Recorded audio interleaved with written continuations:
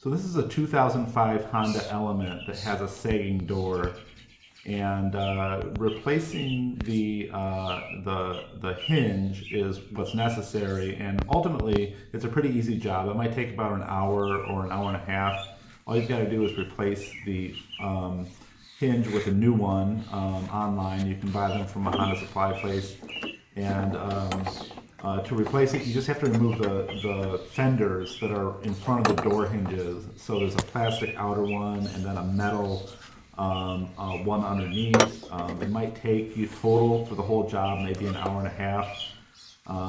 But just leave the door shut while you're doing the job. The hinge will just unbolt. You can put a new hinge right in there. You'll see pictures and video here. At the end of the day, one of the tips I found is you might need to prop up the door with something underneath in order to raise it up to position the door so it aligns right. So you might have to fiddle with that a little bit. But other than that, quick job, and I hope this helps.